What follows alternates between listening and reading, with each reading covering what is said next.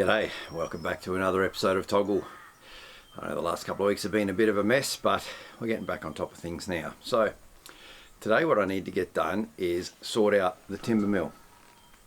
Now you may be able to tell, but all underneath the track I had sawdust right up to the edge of the tracks here.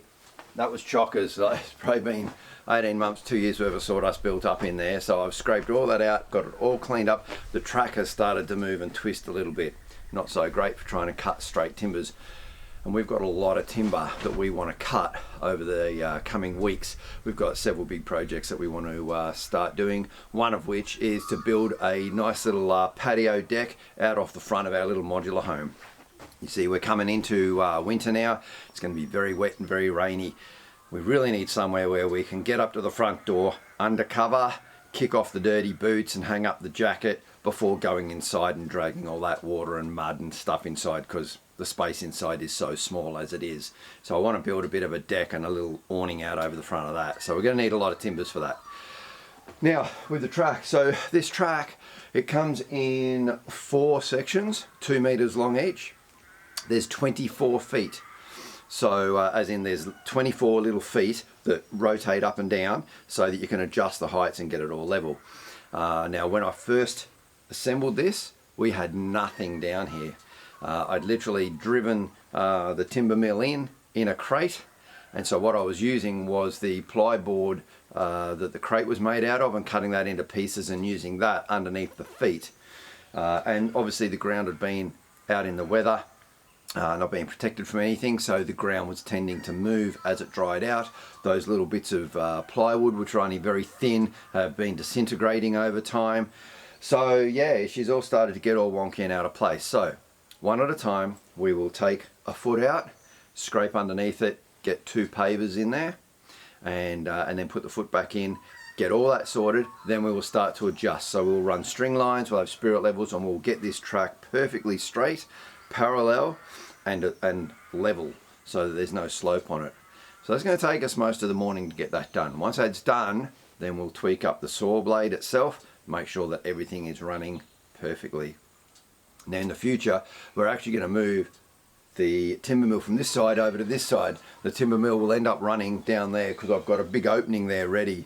But what we're going to do is pour a full concrete slab for it to go on at that point. We're not ready to do that just yet. So for now, we'll just spend a couple of hours. We'll get the pavers underneath, get it all straightened out, then we can get to milling.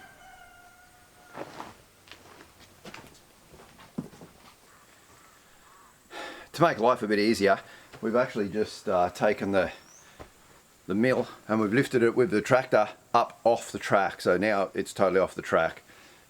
It's interesting that with the height of that mill, I had about an extra 6 inches further the bucket would go up. It was just enough to get it off the track and move it. So we've got that off the track. I've already put some pavers underneath 4 of the feet, so 20 to go. Cody's just popped over to start helping, and we've run a string line. I'm going to show you that string line and you'll see how far I had bowed the track. The bowing from sideways isn't really as detrimental when you're milling the log, because the log still sits straight. Even though the track might curve, it's still going to cut dead straight. But there's a few other issues. In some parts it's a bit high, in some parts it's a bit low, and that can cause issues obviously.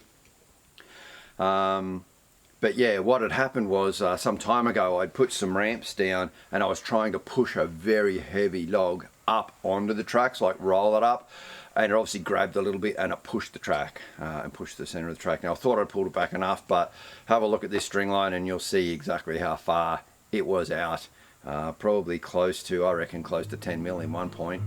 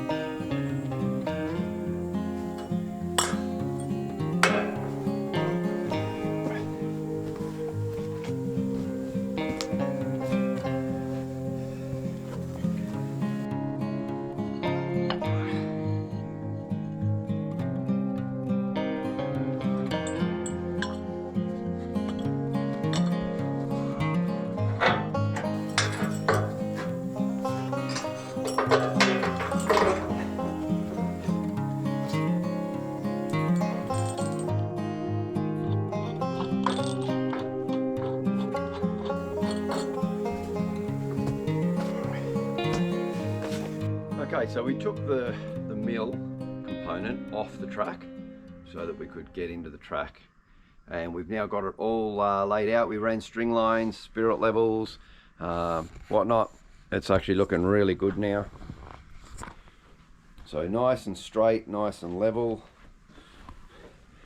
WD-40'd all of the bolts that needed to be done. You can see we've got it all sitting on the pavers now. As we come down here, we've got like 2 pavers and 3 pavers, but she's all in play. So now we just got to lift the unit back onto the track.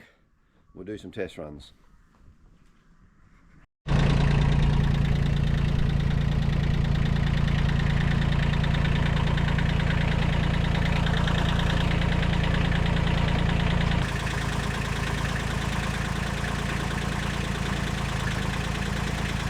Straighten up a little.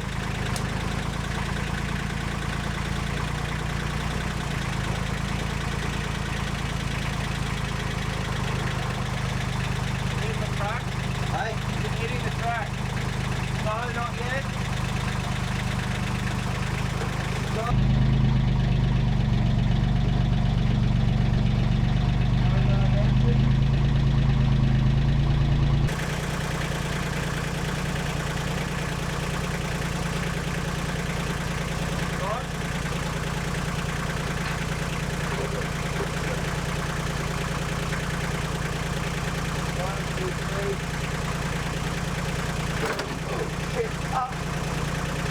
Up a little.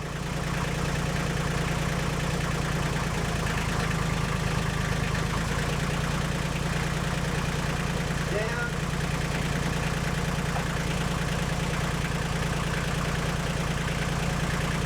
I think I still have a bit of tension on it, but Yeah. you want down more or? Down a bit more. Alright, the tension's off.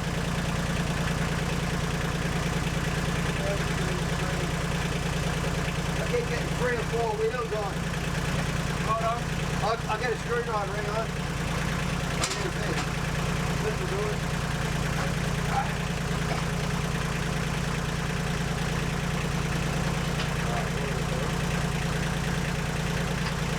That's got it.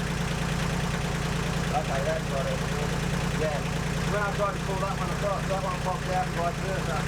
So if you take all the weight off that now, run that all the way down, it should be sitting pretty.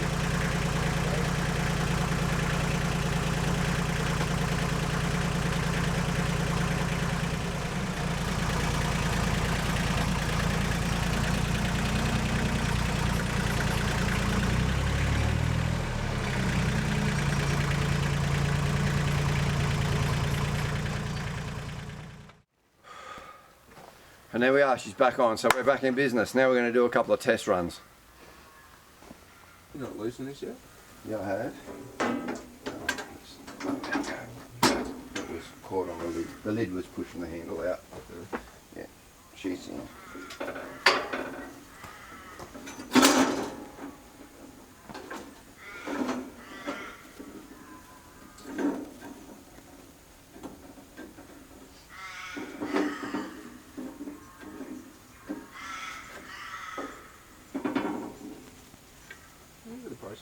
Still kind of works. I I went top, left, right, Yep. and then just went all the way around and sort of. Down. Oops. Okay. So once you've got them all flush. So over on that side that you're on too, Cody, where's my socket there? It said that the blade should not be up against the metal edge there.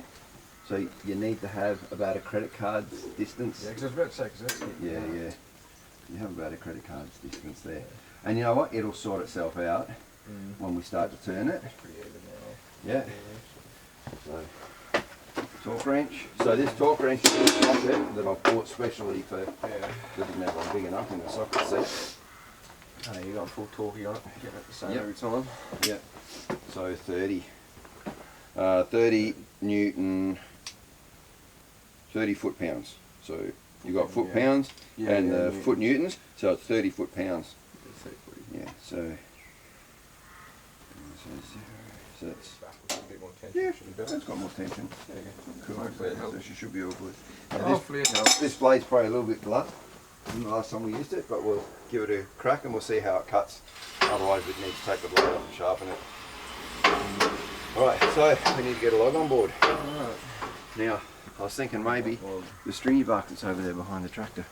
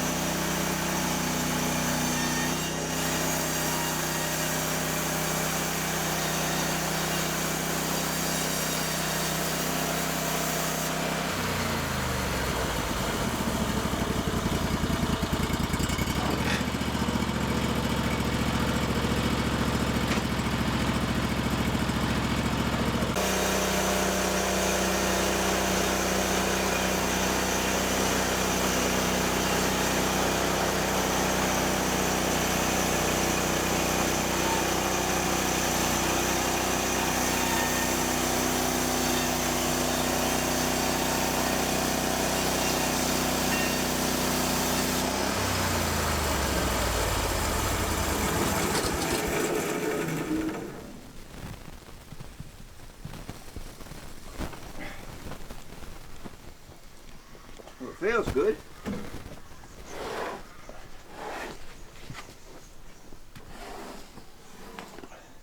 Lovely colour.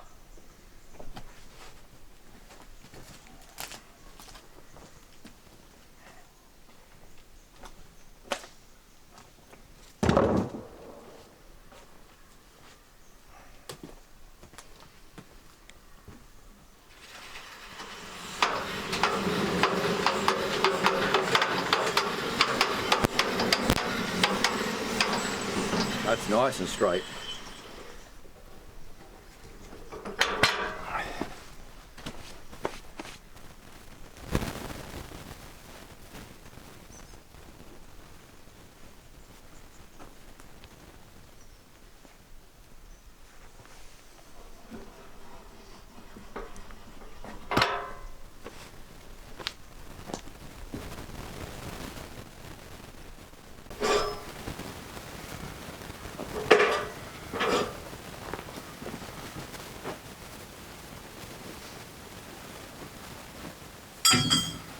Alright. Yeah, we just. I just need to strap against the Yeah, push it over onto the thing. There we go. Alright, we're rolling. I'll just throw this slab if you want to come back for another cut straight away.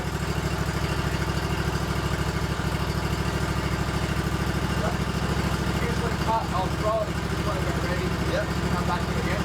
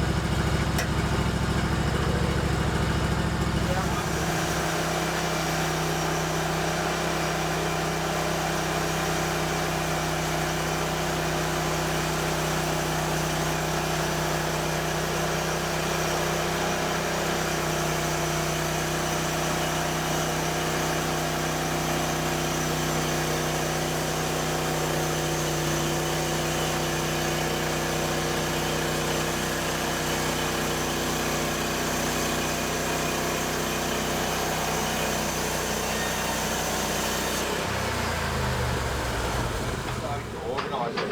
Yeah. So I can take those photos of it. Yeah.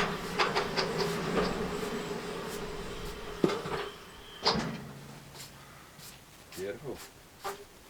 Okay, it's cutting well. My God, that's cutting well. For rough sawn, that's about as good as rough sawn as I you know, can get. yeah. That's a little really good. toothy, but that could just be a little bent tooth Yeah. or something. Yeah. Alright, so now That's a we've got fucking to gorgeous slab. balance it again. It's a gorgeous slab. It is beautiful.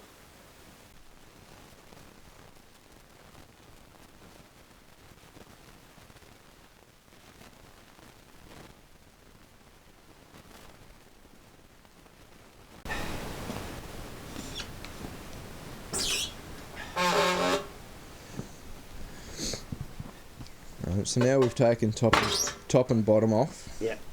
So now we've got to get that centre right again. So now we're at 100mm thick. You can see those lines. Now we need to take the top half and the bottom half off. There and there. So we need to level it back out so the centre point is perfectly horizontal end to end, and then we can take top off, flip it in the bottom, and we have a nice 100 by 100 timber.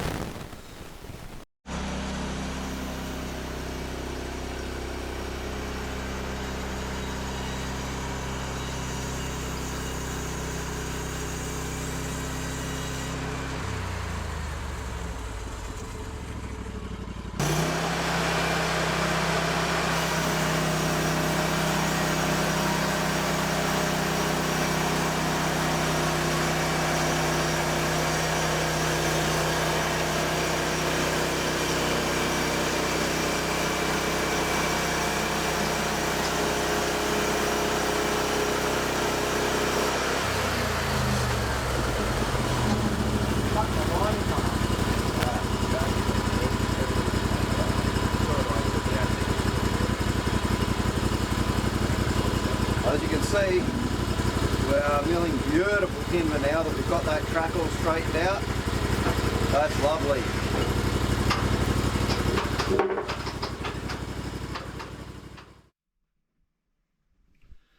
Well, the other day I was over visiting some friends of ours, Pete and Julie. Hi guys. And they gave us a bag of chestnuts. Now I've had chestnuts when I've been travelling over in Europe. I don't mind them. Never tried to cook them myself though, so that's a sweet chestnut. They grow on a very large tree, look kind of like an oak tree, and then there'll be a couple of these seeds all together in like a very big very spiky ball. Anyway, the outer husk comes off and you're left with these chestnuts. So I've had the fire going all morning because it's been cold and windy up here. I'm going to prepare these chestnuts and I'll show you how that gets done, and then we're going to have a go at cooking them and see how they taste when we cook them ourselves. So the first thing I need to do is get a pair of scissors. Scissors work well apparently, and I was told that what we need to do is we just need to score. There's just like a bit of a thin shell on it, and we just need to score that just a little. We don't want to cut it in half, so we just need to be careful of the pressure that we apply. And just by rotating it through and squeezing a little bit, we should be scoring that. I guess you could do it with a knife as well, just push on, but this seems to be working reasonably well. Might need to go a bit deeper. I think maybe a better way is to actually just snip with the corner. Just snip like that, and it tends to just break it through just a little bit. Hopefully that's in focus. Anyway, so I've got to do that to this bag of chestnuts. So I'll quickly get that done, then we'll pop them on the fire. I've got a special pot I'll show you. Okay, so I've got all these chestnuts scored, and I've got this lovely cast iron pot sitting up here on top of the fire. Now I've just added some hot water into there, so that's simmering away nicely. So the plan is that we put these into the hot water and let that bubble away. As the water disappears, like as it evaporates, as it boils, as the water disappears, then we add some butter. So what should happen though is that these should pop open. Now I know you can just throw these straight onto hot coals and they'll pop open as well. But yeah, we're going to do them through the water, give that one a try. So just pop them in.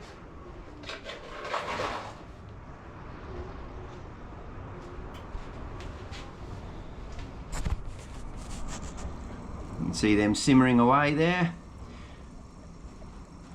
And so they will simmer away, that water will evaporate out, the shells will pop open, and then when there's practically no water left, I'll add some butter, stir that through, give them a little bit, and then we'll crack them open and see how they taste.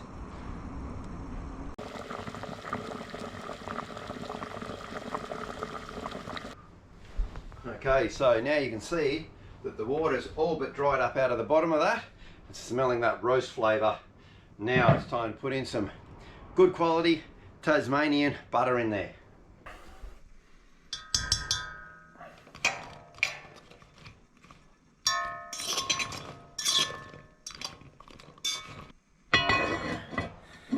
We'll let that cook off for a little bit longer.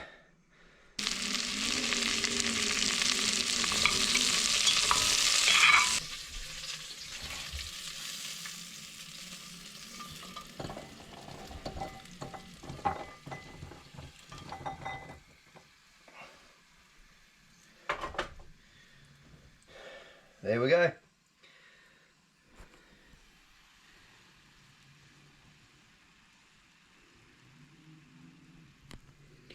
Now for the taste test. I'm going to let them cool off a bit first though. Alright, let's try these. I mean, I know I like them, but let's try these particular ones. They've popped open a little bit. I probably needed to score them a little bit more.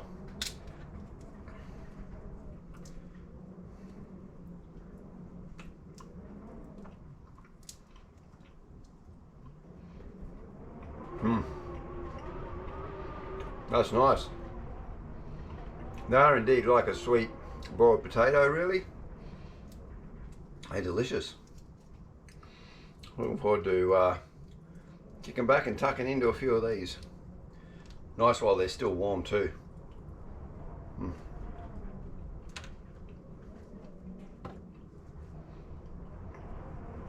Yeah, some didn't crack so well, and it's probably my fault for not scoring them properly.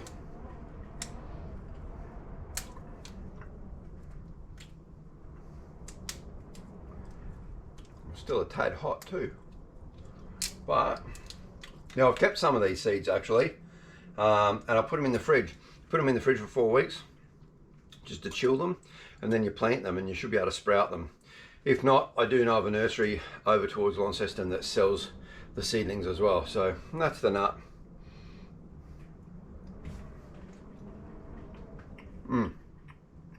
Delicious. All right. Talk to you guys in a minute. I'm going to enjoy some more of these.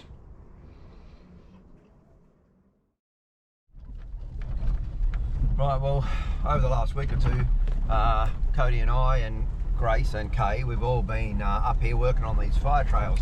One of the council requirements is that we've got to keep all the fire trails clear, which is fair enough too. I mean, I like having them clear. Anyway, they were quite overgrown. So we've been up here clearing the fire trails again. I have done it in the past, but we've actually been working a lot deeper than I ever had done.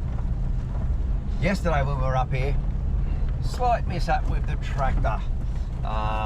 When we were clearing some of the bush, one of the welds gave way and it broke, and we'll show you that in a minute. But have a look at this truck. We're clearing it up quite nicely. This runs right through our block.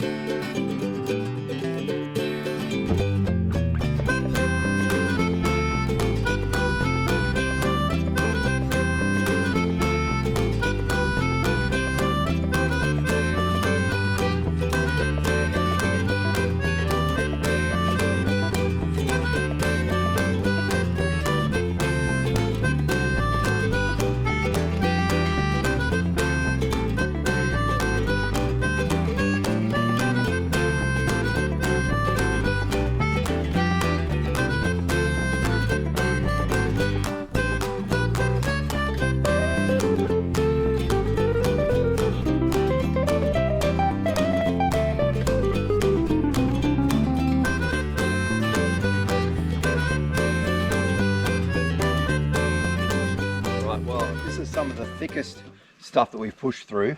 Not necessarily thick branches, but really thick as in dense. Lots and lots of this scrub. Cody's pushed all that up through there and pushed that out there. We'll pick it all up later and probably do a burn pile, but for now it's just clearing the track. So this is where the tractor came to stop. Come and have a look what happened.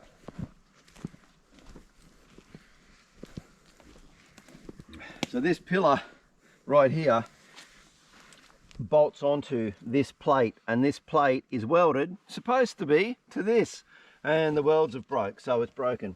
What happens now is when we use this hydraulic, instead of it moving the bucket up and down, it simply moves this backwards and forwards. We tried to pull this in and we just couldn't get it back into place, so our plan is, or we couldn't actually get it high enough to get it to move forward, so our plan is we're actually going to get the high lift jack under here, see if we can lift this up just enough to pop it back across onto there. Then I'm going to take these bolts out, and we've got a big U-bolt. I'm actually going to put a U-bolt so it'll go underneath this, so it'll come down and around.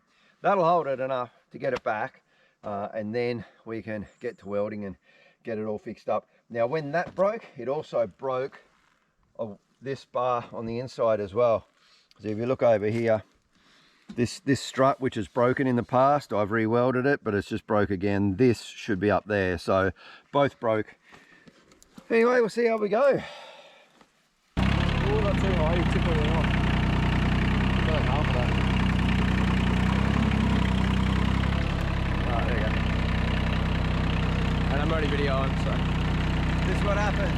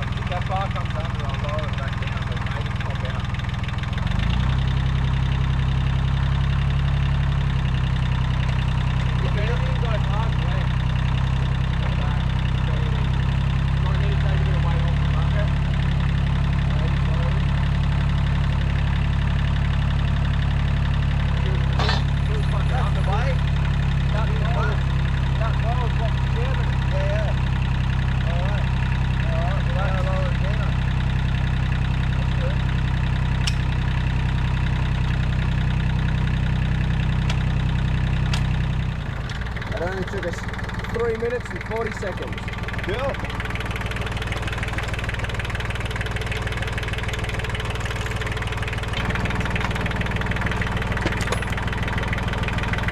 So, what I was going to put the U-bolt there, and I thought, well, it's on the edge, it could pop off. I'm going to take these two off and do it on the inside, make much more sense.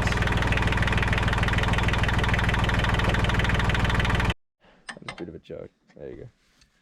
So, we had that U-bolt that I've put in. Now that plate's off the U-bolt, and that's supposed to be, the label said, 152 millimeters. And yet, we measured with the tape measure, and we just measured again between these two bolts is actually 145 millimeters. So I don't know what the hell's going on there, but we've had to really bend that U-bolt. But she's in, she's working. It'll get us back home. That's all we need is to get us back home. We'll see. Well, I hope it'll get us back home. You still have to lift the bucket up yet. Yeah. If we can lift the bucket, we can get it home. Very carefully.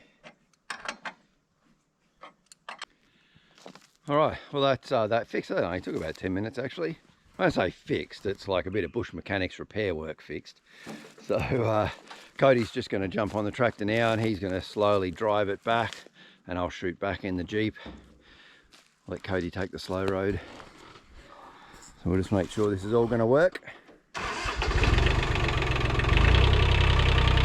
Fingers crossed. All right. Very slowly back home.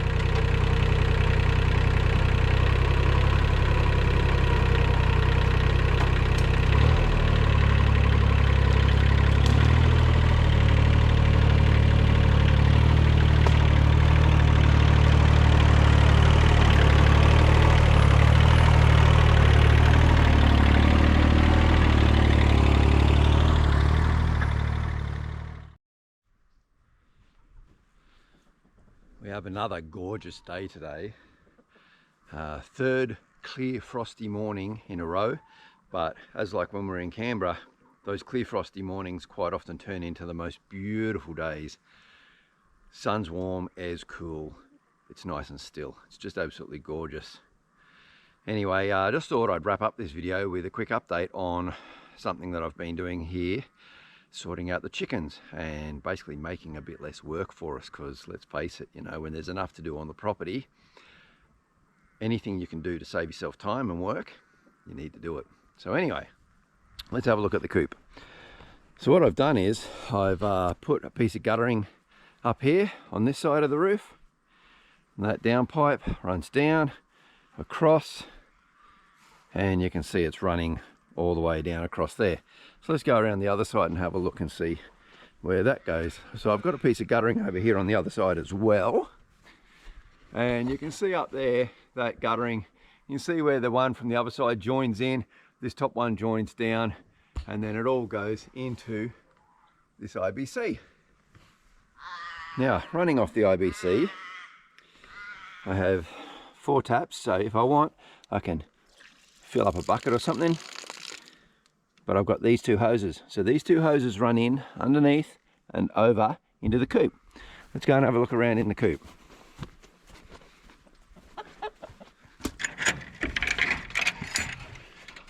There's our big Sussex rooster. He's a big lad. Morning. How is ya? One of our Sussex ladies. And the other one. Anyway, so these 2 hoses, they come out from underneath, they run along here, one goes up onto that tub, and the other comes over onto this tub. So what these tubs are, they've got these little dripper systems in here, and all the chicken needs to do is tap on that, and if I hold it down you can see it fills with water. So they just tap on it and have a little drink.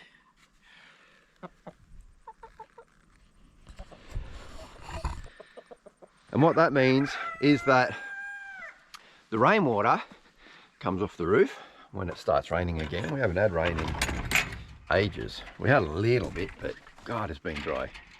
So the rain comes off the roof, goes down into that IBC. From the IBC, it fills up those tubs, and I basically never have to worry about giving the chickens water. The only time I'd have to worry about giving the chickens water is if that IBC ran out. And there's 1,000 litres there. It'd take a long time for those chickens to drink 1,000 litres. So yeah, that's just taken a huge amount of work off my plate. Well, I shouldn't say a huge amount of work. I mean, it's not that much. Just got to fill up the water things every couple of days is what I was doing. Now I don't have to worry about it, full stop. In the future, I will build some bigger chicken feeders so that I can put like a week's worth of grain in there. Because at that point, it means that realistically, the chickens are pretty self-sufficient for like up to a week because their water won't run out, and I've only got to top up their food. So that's really good too. The other chickens in the tractor though, I've still got to do some work with them. And the other thing I want to do on the coop over there is I want to put some automated doors on, automatic doors. So basically they're set by sunlight. So you can have it set for the door to close and lock, say 20 minutes, 30 minutes after sunset, and then open again at first light. Now the chickens are already very well trained. They go in right on dusk. So if I set it for 20, 30 minutes after dark, they're already in, they get locked in. Then it opens up first thing in the morning, chickens can come out. That means I don't have to worry about remembering to lock them up of an evening, or better still, if we head down into town and we go out for dinner or something, I don't have to worry about what's going to happen between it getting dark and me getting home, and is a quoll going to get in. So once I put those automatic doors on, that's going to make a big difference too. So lots of things happening. Make sure you tune in next week because we're going to AgFest tomorrow, so I'll do a little bit of filming of that, and I'll probably do a little bit more filming of the repair work on the tractor, and God knows whatever else I'm going to film as well. Anyway, thanks very much for watching. I do appreciate it. Like and subscribe if you could. That would be fantastic. We are still working in the background on getting like a website up and running and getting like a community group put together. So those do take time, but once we've got them together, I'll give you all the information on that as well. So until next week, next Friday, stay safe, take care, have a great weekend. I'll see you guys next Friday. Thanks very much for watching. Cheers.